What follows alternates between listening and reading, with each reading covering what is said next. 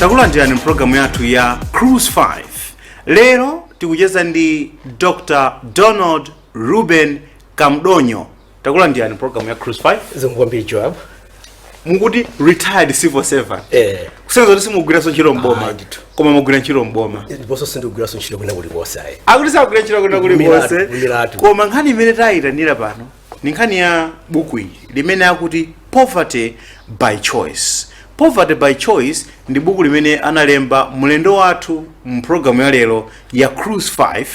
Ndipo pachichewa tingati chani Poverty by Choice? Tingati umphawi ndithu wodzifunira dala.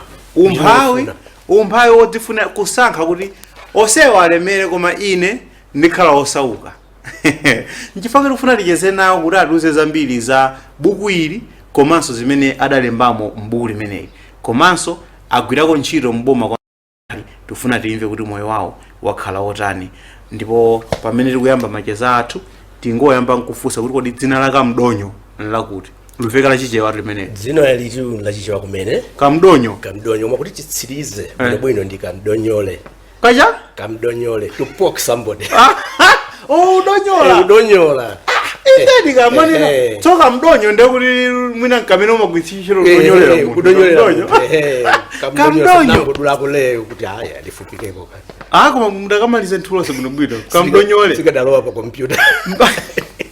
Dr. Donald Ruben Kamdonyole kumudzi nkuti kumtiti so kumtiti kudowa tikachoka kuno tikupita kumponera ndiye kadusa kumponera ndiye pakati apo palika mtsinje kenakati nditi palika trading center inde ndiye kaseka town kathu kamene kajaka panali kuchira kwambiri ndi mavuta bridge ndipo nthawi imeneyo asanayike talo ndi pajapo panali camp ya Ministry of Works pamakhala tractor omako galimoto zikaterereka adadziwa ndithu apa galimoto zimaterereka ndiye kukhala camp ndikachi tractor ndiye timati PWD PWD ndokuti Public Works Department ndio mati pa PWD ala nyiro dzota apa galimoto panali povuta kwambiri ndiye timaonera fatira ang'ono nthawi imeneyo umaona kuti kwavula ndikuti magalimoto akuterera basa kwakoka ndi matractor inde amene ndiye mlendo wathu mpulogalamu ya lero ya Cruise 5 akamdonyole kuchokera kumtiti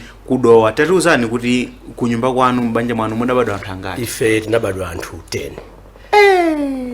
Ambiri ndithu kubereka kwa chikalekale. Ndithu makolo athana lolimba kwambiri kaya makolo athana lolimba anyamata 6 asikana 4 ine nkukhala chingati pamene nkhala number 5 pakatikati ndiye kuti ukanalipo ndithu akulu anu ine roro kuzumba titsina kukula timati sukulu timati extended family tena likoso kumusiku ndiye moyo kukula kumtiti komwe kapena wena matai tindabale athu kuzomba ya mwina ku blanta sinalibe abale ambiri kuti ngane kuti abagula ntchito alipo munthu mudzeka amene abagula ntchito koma ndakula ndithu pantiti bacha kumudzi makolo amachita chani tsopano mwina mugeza kuti ndene kuti ndakula muvutikira ndimayenda pasi kupita ku sukulu sinachitepo zimene sukulu yathu inali 300 meters kuchoka pa nyumba ya madala mori belo ikamalira ndimayimba ndine belo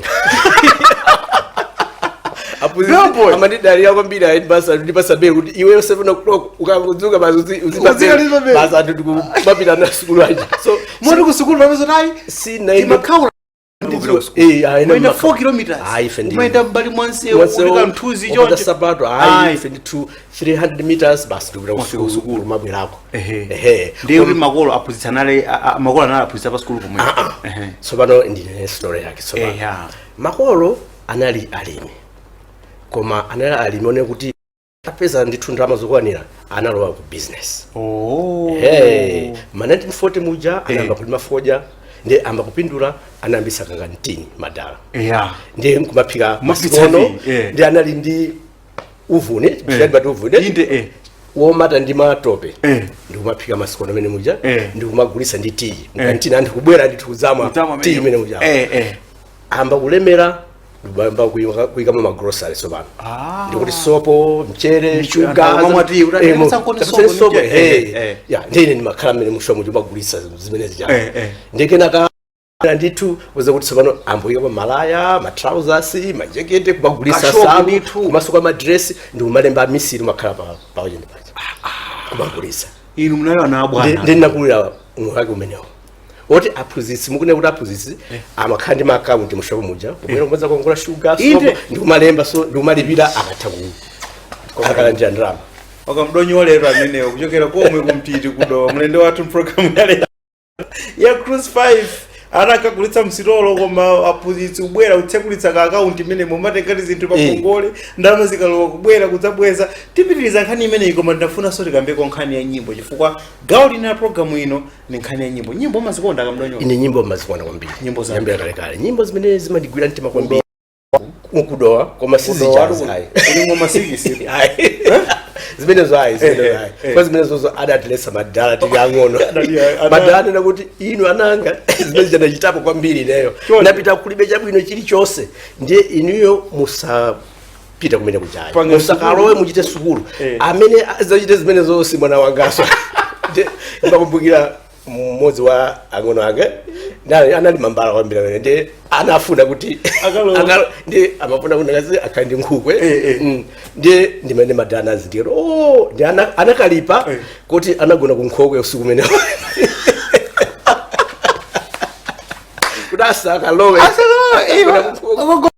kuti nkhokwe ukalowa mnyumba ya ndi zimene zinathandizwa kwambiri ndi nyimbo zimene makonda ineyo ndi za reggae azathu aku Jamaica aja yes nyimbo zimene zimazikonda chifukwa cha mauthenga amene amakhala mu nyimbo zoona mauthenga abwino kwambiri mauthenga yolumikiza dziko lapansi kuti kuzikhala mtendere kuzikhala chilungamo and so on zoona ndi nyimbo yamba ikhale nyimbo ya program ya Cruise 5 nyimbo yamba iyi ikhale nyimbo ya Bob Marley nyimbo yake ikhale yoti One Love nyimbo ija ya thandama za anthu ambiri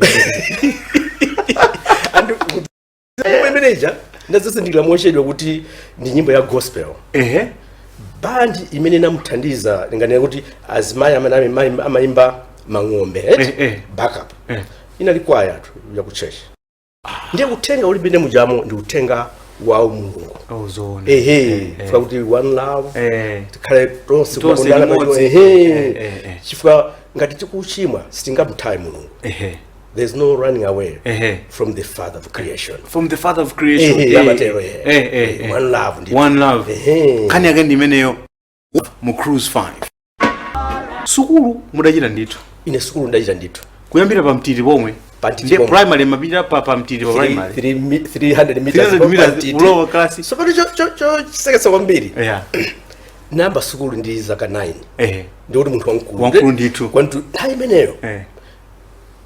Zinazovuta kwambiri uyambe munthu sukulu zaka 5 fuka amafuna kuti utenge dzanja lija nde munthu wang'ono ngati mene ineyo most of my life zinazovuta kuti nditeje makaulisa atafupa ngati feyas muzuri munthu wankula dzanja silufi bwererani mwana wang'ono koma sifuna ndi wamfupi kwambiri woneka wang'ono kwambiri makolo amene kuti uyu kuti azidu samself kwanga si tinalipa M1 ndio pita kusukulu kuja 300 meters yo timali samself M1 kupita huko ndi azanombera azokudikana ndi bas mango kuno mango sera 9 years koma nditamba school there was one thing interesting I had so much quest for knowledge mafuna kuti ndiphunzire kwambiri ndi primary school momo chita 8 years ndabanga 6 years amangu ndilumpisa makalasi amadumpisa ade awono ndi mwana wa zero mu 3 ndari makoza kwambiri mu 16 ndilumpisa bya somo 7 ono ndi mwana akhoza lemba mayeso ru kale standard 8 lemba mayeso standard 8 ndi lemba no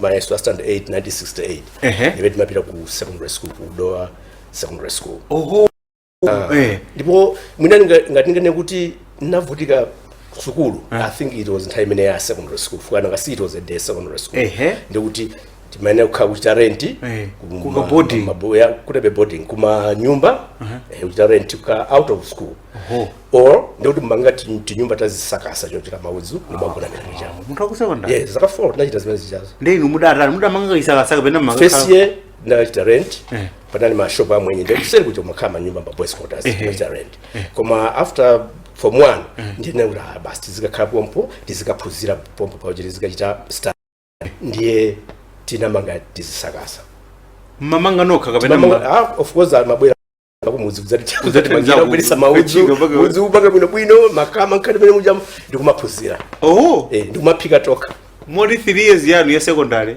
mmachokera mkachikasa kameneka itaoya kana tima kapo pa school but zisakasta bango manga pa school ndiye mutamaliza maphunziro anu ku secondary zinaenda bwanji? Nditamaliza maphunziro anga ku secondary ndi sana ndisankho kupita ku college. Okay. In fact ngati munifunse kuti chinthu chimene chinakubani kwambiri moyo wanu sindiza kamfunso limene libwera kaya takamba makondofunsa nchiyani imanifuse nchiyani ndakwaona kwambiri pa moyo wanu ndazia kuti libwera nchiyani imechita kwaona kwambiri kuti talemba MCE yoyambirira 1972. Yes. Ndiye zimene zachitika nchakuti amene analemba Cambridge Overseas Examinations 21 sana wasankhe kupita ku college. Oho. Ifuka amasintha system kuti sopano school izija tiziyamba mu September mara moyamba mu January. Kale school tipamba mu January. Ngana za sintha kuti ziyamba mu September. Ndiye amene anamaliza Cambridge Examinations 1971. Ndiye family MCE yoyamba imene nalemba nalife 1972. Ndiye amatisankha kupita ku college chaka chimodzi. Ndiye amatenga mmodzi wa MCE mmodzi wa Cambridge. Awiri MCE amodzi wa Cambridge. Ndiye anazasiya anthu ambiri. And ineyo nali mmodzi wa amene tinasiyidwa. Paper. Ndi mapasa abwino kwambiri. Yeah, I had at least one in English. The very first MCE. Yeah. Ena ama credit. Ndiye nasiyidwa. Ndiye kusiyidwa sopano ndikuona kuti sopano ti peza ntchito. Ndiye malizasi ajatuluka that was mu October mina masankha anthu kupita ku college. Yes. Ndikuti ma intake ya monga ngati TTC atenga kale ku Natural Resources College nthabe mati Kobe College of Agriculture. So ndipita kuti ndinakhala kumudzi for about 6 months. Basi kuti kumangoona kuti zikhala bwanji. Ndiye momwe panatuka advert ya ntchito imene ina ntchito ya meteorological assistant. Zanyengo tsopano. Kani ndaiona kumene ikulowera. Chifukwa akamdonyole awale apa ndi mmodzi mwa akuluakulu amene agula ntchito ku nthambi ya zanyengo kuno ku Malawi. Ione kuti nkhani idambira patatu. Tisanafike kumeneko nyimbo yachiwiri akamdonyo. Nyimbo yachiwiri okay. Tichita ndithu reggae lero siku la reggae. Ndaona kale. Miyendo mwamba lero kukhala ufika. Ilo avine ndithu amama kamene ali ngati ma age mate. Ma senior citizens. Nyimbo zezo chwa kwambiri. Ndithu asangalala. Pali Pthe. Yes. Amaimba nyimbo zabwino kwambiri. Zoona. Ndipo nyimbo imene mandisangalatsa kwambiri ndi chamati equal rights. Equal rights. Akuti people are talking about crimes, they are talking about other things. No one is talking about. Nobody is talking about justice and equal rights. That's what we need. That's what we need. Equal rights and justice. There's no peace. There's no chance. Equal rights and justice. Akuti people are saying we want to go to heaven, but they don't want to die. I know you are going to take it when they move. Yeah, so amakamba za equal rights. Taimeja always the human rights and tasanambo kamba. Pthe akuti equal rights. Takulandia niso program ya lero ya Cruise 5 medi kujeza ndi Dr. Donald Ruben Kamdonyo. Tikati Kamdonyo akulira duliza ifo dzina lonse ndi Kamdonyole. Iwowa kumudzi wawo nkudowa ndipo akulira pa Mtiti. Secondary achitira kudowa secondary. Ndi amene analemba buku ili limene akuti Poverty by Choice. Limene akuti umphawi wina umachita kukhala osankha. Kuti ine koma ine ndasankha, ine ndi banja langa. Ndasankha kuti kanthu osauka koma tikukhanga uyankhula motafula kapena kuti uyankhula monyoza. Nzimene tufuna kuti atilongosolere pano kuti iwowa angamanenere nyima wonyoza chonchi kuti anthu timasankha kuti tikhale osauka. Koma kuti atalemba mayeso a form 4 sadasankhe kupita ku college. Choncho chimene akanachita kunali kuyang'ana ntchito. Ndipo ntchito adayipeza ku nthambi yoyang'anira za nyengo. Ndiye zinaenda bwanji. Ndiye tinachita training. It was on the job training. Yoti mwayamba ntchito ngati lero kwa mwezi andiraso ndrama koma azikuphunzitsani kuti ntchito timapanga choncho. Ndi ntchito yake yolemba za nyengo. Kuona kuti mphepo kuchokera kuti kuli mitambo kubwera vula kumalembera zimene zichazo ku airport. Ndiye airport yake inali old airport kuno kulilongwe timati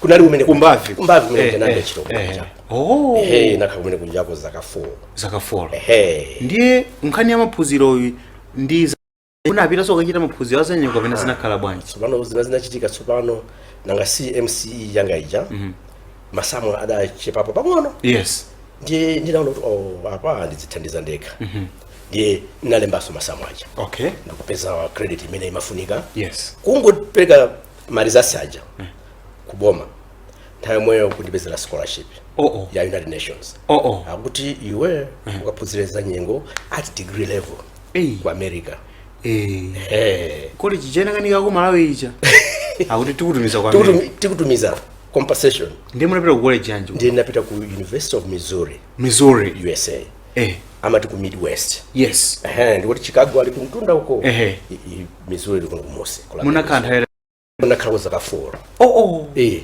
kwa pakati pazungu osadya sima zaka 4 mudakhala bwanji ukhala zaka 4 osadya chigairo basi uzolowera thayoyamba ufuzo mapukwa koma kenapa basi wemba uzolowera uno basi moyo wathu ndumenewo ndiponso ndi chinyamata kuti zinazo zinaweza zili bwino kwambiri ndiye kumene munachita degree yoyamba ya atmospheric science za nyengo ndithu kuchita masamu yake ya za nyengo kuchita maphysics zonse zimene zimafunika kuti mundu akhale nazo kuti akhale katswiri woona za nyengo ndimaliza 1980 from 1976 to 1980 ndiye mati degree yoyamba kusenza kuti mudachita madegree ena kutsogolo alipo ena isi yakadaulo kuyamba timati ndikadaulo BSc ukachenjede that's the way anatero JW Gwengwe ukachenjede ndiye ndabwera kuja namba kugwira ntchito tsopano napitiza kugwiza ntchito ku department yona za nyengo ndikwensa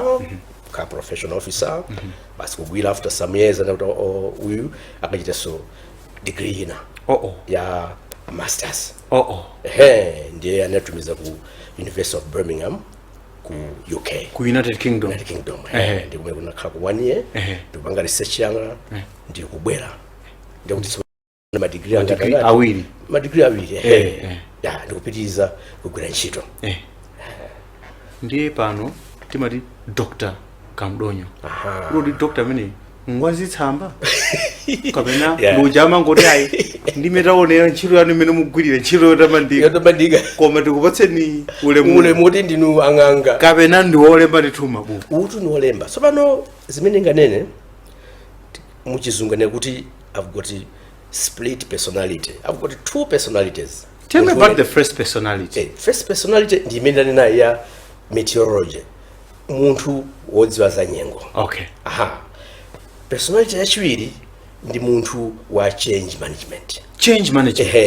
Kuthandiza anthu kuti azisintha kaganisidwe kawo.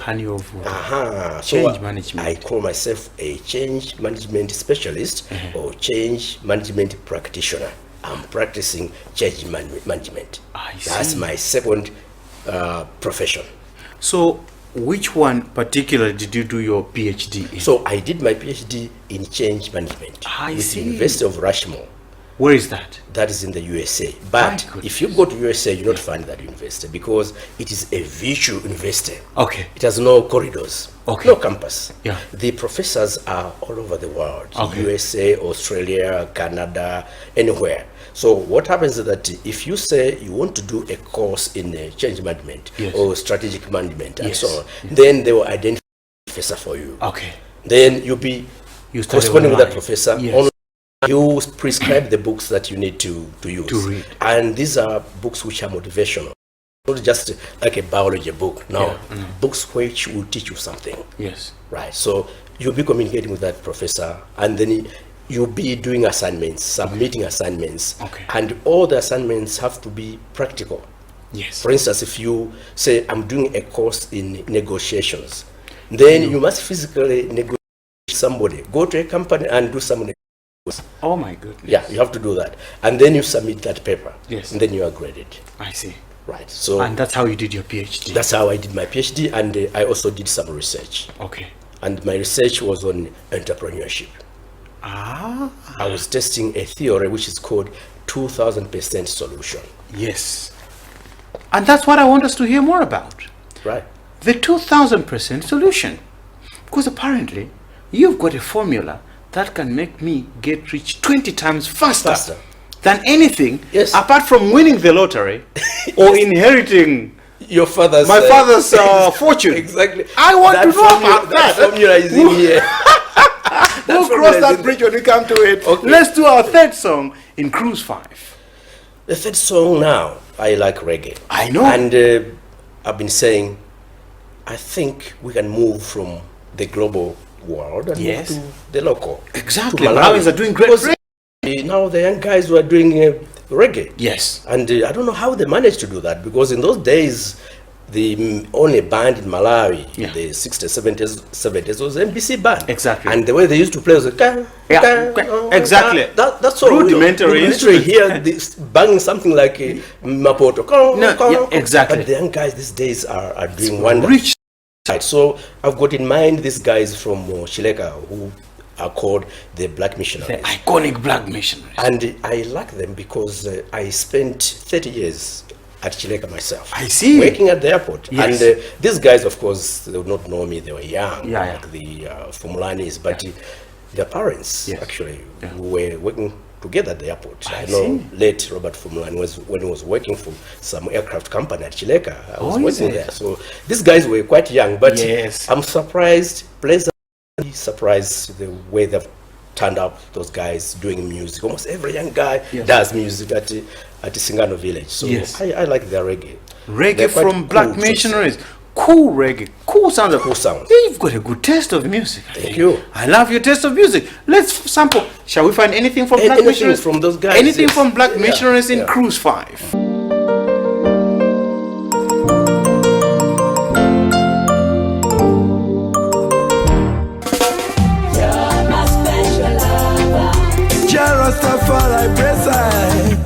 I got my special lover.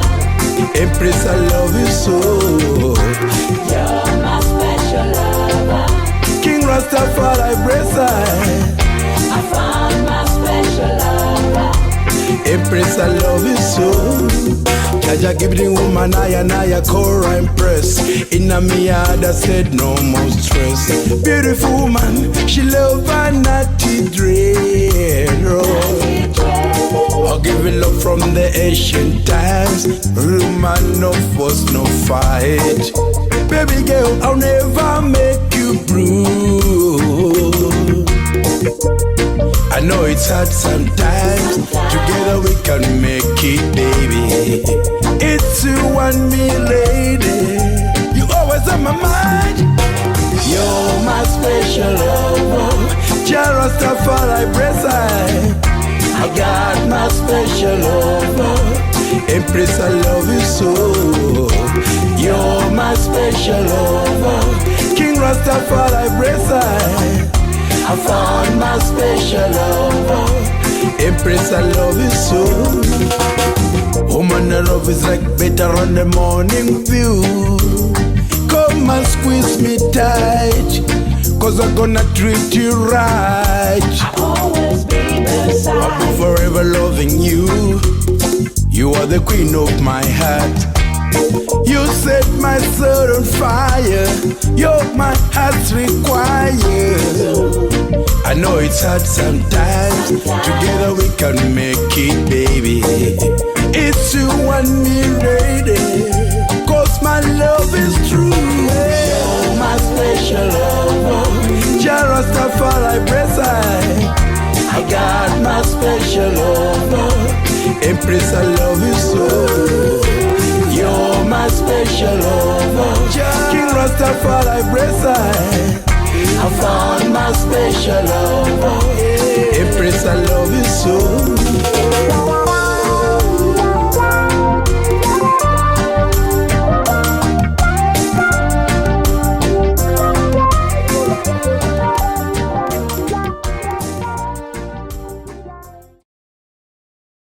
Let's talk about this book. Yes. There is a lot we can talk about. A lot. You have worked for an entire lifetime at the meteorological department in Malawi. 38 years. 38 years, my goodness. Working for one person. Working for one person. And then he said, what am I doing here? That's right. but you also know change management and entrepreneurship. And I think this springs out of your engagement with entrepreneurship and stuff like that. First, tell us about Poverty by Choice. I know this is a book that should get me out of the dire poverty that I'm in. That's right. Tell me more about it. Poverty by Choice is not really a book about poverty. Okay. It is about wealth creation. Okay. It's about moving somebody from poverty to prosperity. All right. I put the name Poverty by Choice to provoke thought, so that readers really should be sort of inserted, provoked, and then they will read the book. Because I've got a belief that for somebody to get out of poverty, that somebody has to get angry. Yes. Has to be provoked to get out of poverty. If they're not provoked, then they live in their comfort zone. You know what I believe? Yes. The basic principle of motion is that something must push something, and then motion is going to happen. Exactly. This chair can stay here for a lot of years if it's not moved. That's true. If something pushes it, then it moves. Right. So I agree that you need to get provoked to get out. Just like it is said that the courts do not work on a case unless they are moved. Somebody has to go there. So this book is supposed to move people to take action. Yes. Poverty by Choice. So how do you approach it? Because I understand, as you say, it's not necessarily a book that someone just reads and gets inspiration, because this is a book that is designed almost like a classroom setup. Right. It's got challenges, it's got tasks that someone can do. Yeah. Tell us more. Okay, the tasks are in the workbook, because what has happened is that when people have read the book, they've said, so what? Yes. There are a lot of concepts, good concepts, but how do I implement? Yes. So last year I came up with a workbook. Okay. Which has got exercises, questions, and you can follow a concept by doing the exercises in the workbook. Okay. Right. So to recap, Poverty by Choice. Yes. This book has got several concepts, and the very first concept is the 2000% solution. 2000% solution. This tool really is life enriching. What it says is that with the same resources you have, or even less resources, you can achieve 20 times more. Or you can do something in 1/20th of the time. In other words, you can do things 20 times faster than you are doing them at the moment. How is that? That is possible because for you to reach that stage, you've got to answer so many questions. In fact, 70-something questions about yourself, about what you are doing, for you to be able to achieve 2000% solution. If you fail to answer those questions, then you will not be able to achieve. Are those questions in They are this not book? in there. There is a workbook somewhere also, not in any of these. But they're you in can a be book referred somewhere. to. You can be referred to. How many questions exactly? So I think there's 73. Oh my God, So that's an if you're awful lot of questions. doing business, then you have to answer those questions about yourself. 73 But questions. here I've also put some questions, not very many What of them. kind of questions would you be asking me about myself? They're 73 questions. They're very simple questions. Like what? For instance, if for instance you are failing to make headway in your business, Yes. would say, what do you think is the main problem? Yes. That's very simple. Yes. Then you'll be saying, what is happening is that I've got an extended family, or They're taking away They all take my away- money and all the profit. But if you're doing business, business is not supposed to be subsistence type of activity. Yeah. You're supposed to make profits, you're supposed to grow. So once you answer that question, then there'll be a follow-up question to you. I see. Yeah, are you supposed to be the one taking care of the extended family? Can you do something differently about these guys? Can you not teach those guys to fish? Yes. So the list of questions will keep on expanding I see. from one simple question. Yes. Like there is an example of somebody who's complaining about the high rents. Yes. Says, well, yeah, these landlords are very bad. And we all complain Yes. when you are tenants. Yeah. And then the question is, why don't you have your own house? Yeah. And somebody says, I don't have money. You have money. I don't get a lot of money from my workplace. So if you're not paid enough, what is it that you can do for you to be paid enough? And then you might say, yeah, I have to be promoted. What does it take for you to be promoted? And then you say, I've got to improve my qualifications. What is inhibiting you from getting those good qualifications? Once you get stuck there, we spend a lot of time there. That's where the answer That's is. where the Answer that you unlock Unlock all the other the opportunities. mindset. Exactly, that's it. So What's the problem with us poor people? What are we doing wrong that the rich people or the wealthy people are doing right? the mindset is the number one problem. So it's all in here. All in the mind. It's not about how much money I have to set up a business. No. It's not whether I'm staying in the central or the southern region of the country. Come in later. In terms of the geographical location of businesses, will come in later. But the first thing is the idea of the business. Okay. Because entrepreneurship is not really about capital, it's about ideas. You have to have the idea first. So our problem here is the thinking, the mindset. We've got to change the mindset. If you want to develop yourself, then you have to have a vision. You have to have goals. You have to have a purpose in life. It's interesting that even yourself, the company you're working for, Zodiac, I'm sure it has got a mission statement. It does. And a vision. It does. And you recite that mission statement. But do you, as Joab, have a mission statement, a purpose in life? Maybe not, maybe You shouldn't not. have asked that on TV. Let me ask the guys who are Because now- watching. How many of you have got I a don't mission think you have a statement? vision at all. A vision or mission statements? Oh my goodness. So a lot of people are employed by companies which have got clear visions. But they God, themselves, they themselves don't have don't have a any. vision. But anybody going through life must have a purpose in life. Yes. I developed my vision when I was doing my PhD. Like anybody else, really, my mindset was not. It was, I worked for 38 years for one employer. Is that a bad I was thing? doing the very same things over and over again and getting the very same results. Is that a Like bad a madman, they say, like a madman. I take it you regret working for that long for one. I do. I wish I did my PhD in change management, not in meteorology, but in change management in 1980. I would have been far richer than I am now. So those are some of the problems we have. But in addition to the mindset, there are certain concepts which we need to internalize. For instance, time management is very critical. We abuse time. In fact, globally, people are in poverty because essentially they are abusing time. We've talked about child abuse, human rights abuse, and all those things, you know, but nobody talks about abuse of time. But abuse of time is what keeps a lot of people in poverty.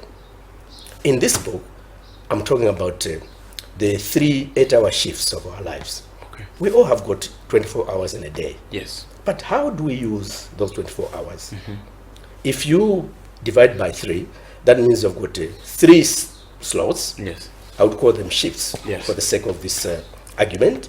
So shift A, 8 hours, is for us to sleep. Yes. Shift B, 8 hours, is for us to work or to go to do business. Yes. And then shift C, 8 hours, is for us to do what? Let me ask our viewers. What do we do with shift C, 8 hours? I think we're just wasting it away. We do. People just say, having fun, I we use just- to eat, but you can't eat. Yeah. Even cooking, you can't cook for 5 hours. Even if you total all the things you do with the shift C, you find that you still have got maybe 2 to 3 hours which you don't know where they go. Where do they go? And a lot of people say, oh yeah, for fun, I watch football. And it's very interesting. If you watch football, it means you are watching other people work. You're watching other people create wealth. The ones Other who are playing people- football. Exactly. They're making money. They're making money, you're not. And you're sitting there You're not. watching them make money. Why don't you do something which other people will watch you work?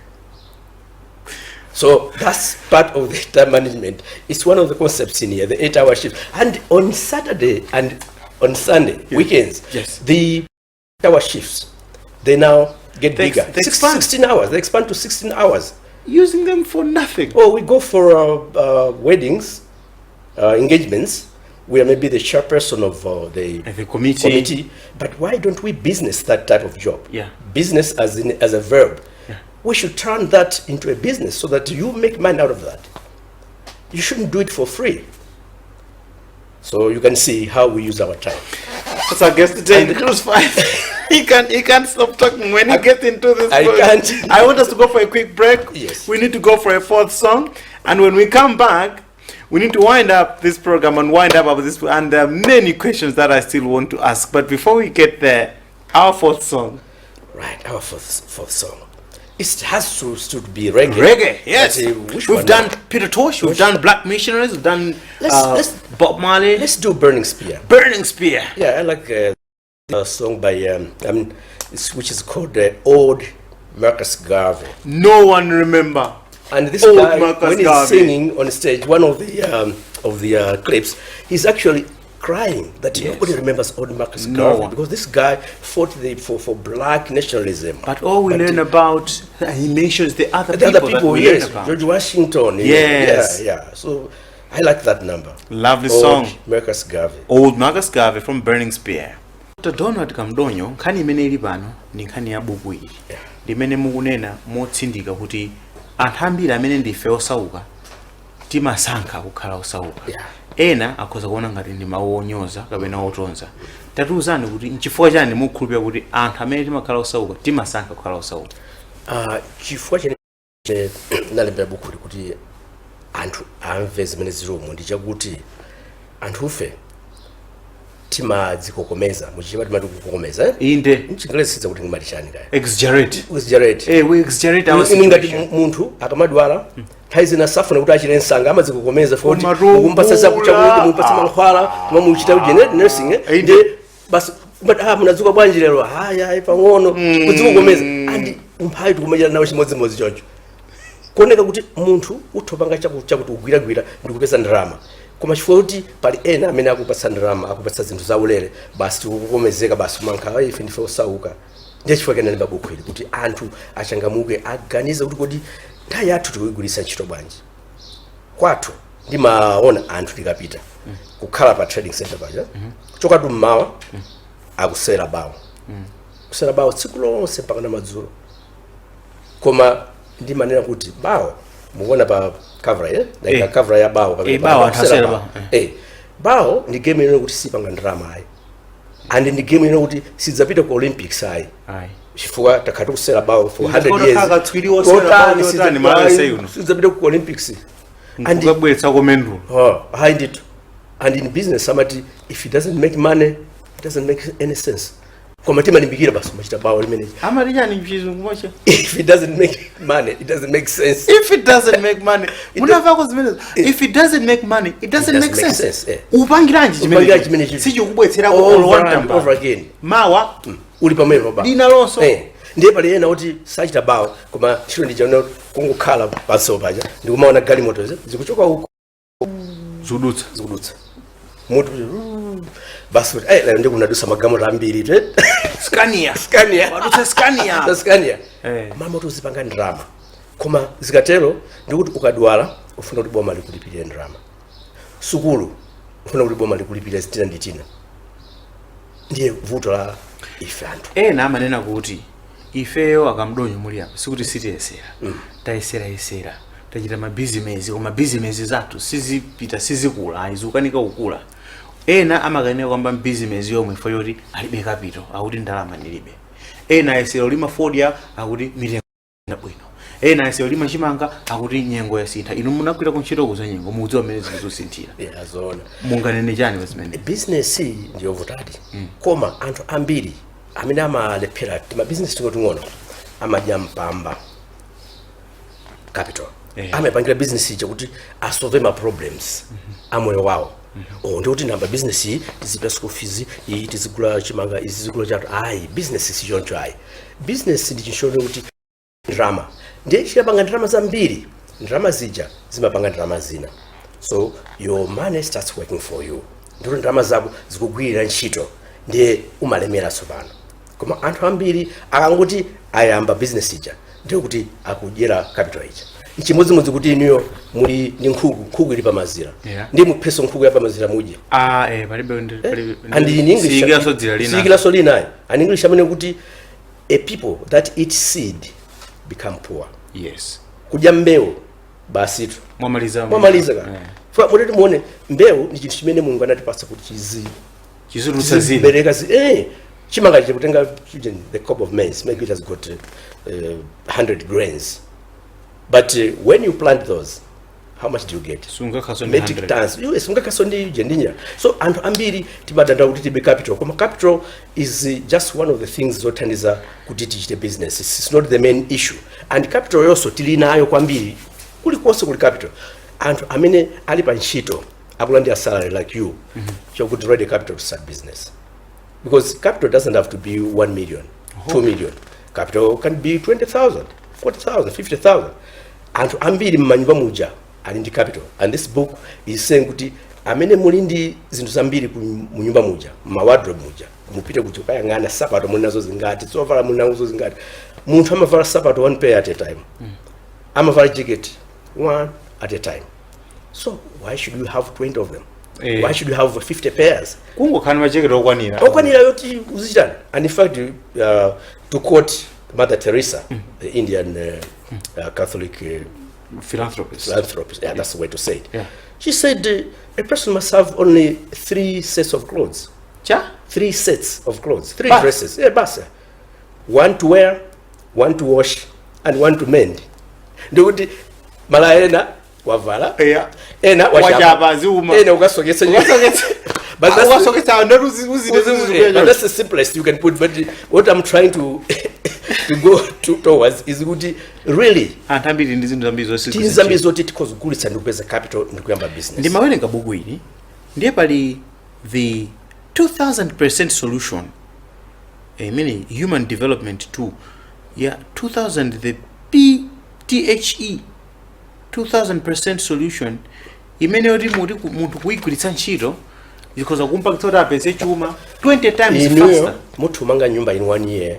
Nyumba yote mwana manga in 20 years. Kutega. Tadi masulirani mamene. It's possible. Tadi masulirani mamene. It's possible. Yeah, I'm not saying kuti you go the cash gateway. Yeah. But there'll be ways for you to make the money. Okay. To multiply the money much faster. Okay. Not through demonic ways whatsoever. No. Using the normal ways of making money. Okay. You can be able to make that money in 1 year. But you have to answer those 73 questions to start with. Right. Ndilemera Mangani be muntoro. Ile mwana kati munuza kuti mukachoka pano. Mukapangeza kuza kulikena kunika pesa kuti kunyumba kuli chitumba. Not miracle money. Izimende kuzenza kuti mukachoka pano ndiye na mina kutivera panopa akawerenga buku ili. Fuka ndikupasa an example. Wina anawerenga buku ili. Anagula ama shito. Anagula buku ili about 3-4 years ago. Buku linachita launch 2013. Ndiye basa naliwerenga ndiye umumuli strategy ya ngati muntu afuna kuti amange nyumba. There are options: either you get a loan, you buy a house, and then or you build a house, or you save money to build or buy a house. Ndiye atawerenga zimene zijazo basa nakhalapasi ndi akazake kuti ife tikuziyamba kumanga nyumba, and anakhalapasi ndikuyamba kumanga nyumba ija ndalama zomwe amene kuti alibe zija kazi nacho kwakuti for matter 2 years anamaliza nyumba ija ndikukalowamo. Koma amachita rent for so many years. Chifukwa anawerenga buku. Anawerenga buku kuti buku lina masula bongo wao. Ndikuwaonetsa kuti kuti apa pali drama it. Apa pali drama it. Apa pali drama. That's what happens with the 2000% solution. You think differently. You don't think necessarily better than you've been thinking, but differently. Okay. Get out of the box. Think out of the box. We have to wind up. Now, just a quick question. We've got 2 books. There is this one, which is the book, and then this is the workbook. Briefly, how do they work? Okay, so this is the main book. Yes. It's a must. You must get this book because it has got all the concepts: time management, 2000% solution, getting comfort zone, learning how to fish, customer care. Yes. It's in there. Okay. Then, if you want to implement any of these concepts, then you must do the exercises in here. Okay. If you want to develop your vision, your mission statement, or you want to develop your 101 goals, because you have to develop your 101 goals of your life, you use this. I've done it myself. I developed 101 goals and I started implementing them. And one of them was writing the book, getting my PhD, starting my own management consulting firm. You must be a very rich man then, Mr. Kamdonyo, I presume. Not necessarily physically rich, but I would say mentally rich. You are mentally rich. Yeah, because if I tap my mental city, really I can create any wealth, right? But I don't really have to have the pounds or the dollars or the money questions all the time physically with me.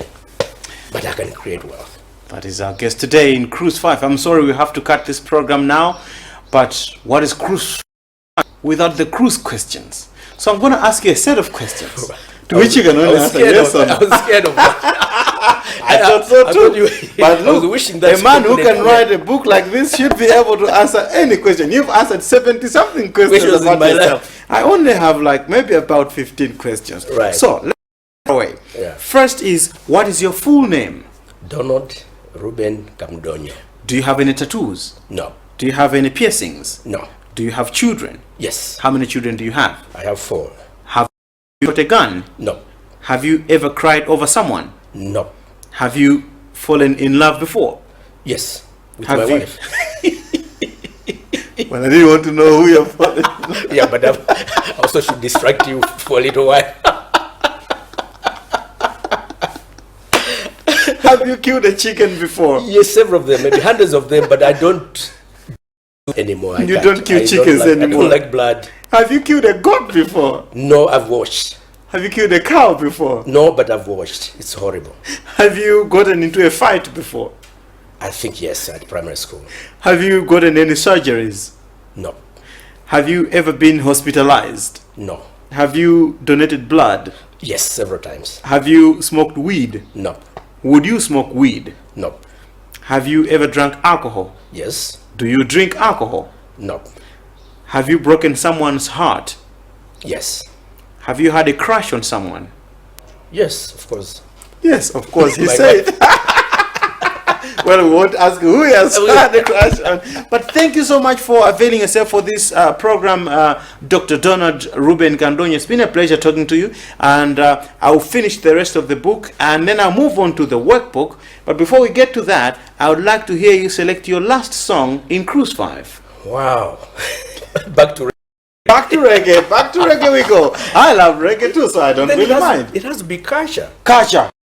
Who does Wow, a reggae show without culture? I think you should pick one of the best of culture. I don't know Yes. which one we can do. Which one are some of your favorite songs from culture? Wow. Where did you learn all this reggae from? Is it secondary?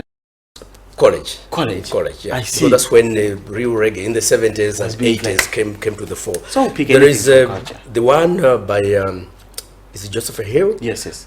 Wherever she says I am, something like that. She won money. She won money. Yeah. And, you know what I like is when they says the Rasta man is suffering because the lady wants so much money. So much money. All the time she Rasta sees is me, she suffering. wants money. Yeah, I think you can play that one. Dr. Kamdonyo, it's been a pleasure talking to you. You're welcome. And I wish you all the best. Thank you. Thank you the so pleasure much. is mine. Thank you so much. Right.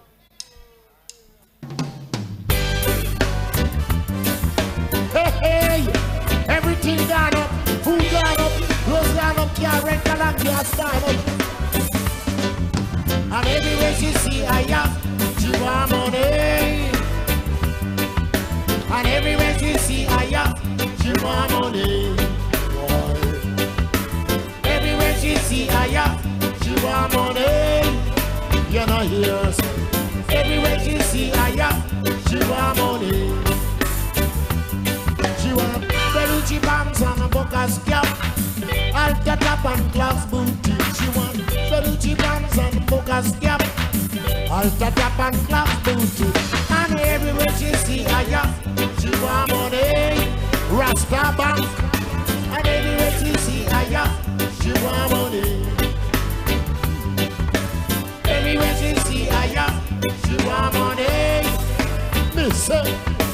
Everywhere she see a yacht, she want money. Monday morning comes, she absent. What? Tuesday morning comes, she not turn up at all. Listen. Wednesday evening come out, I eat a little fresh rice, cause I'm an italist.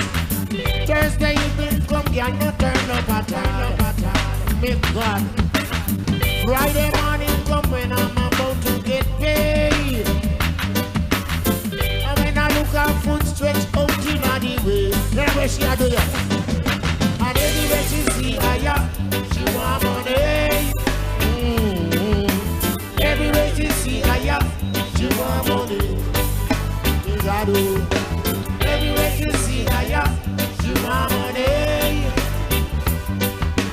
Everywhere she see Aya, she want money.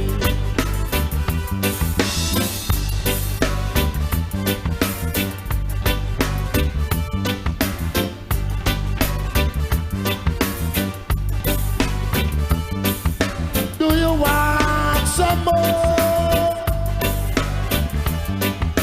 Do you want little more? Monday morning comes, she absent, Rasta said. Tuesday morning come, girl, no turn up, I walk one.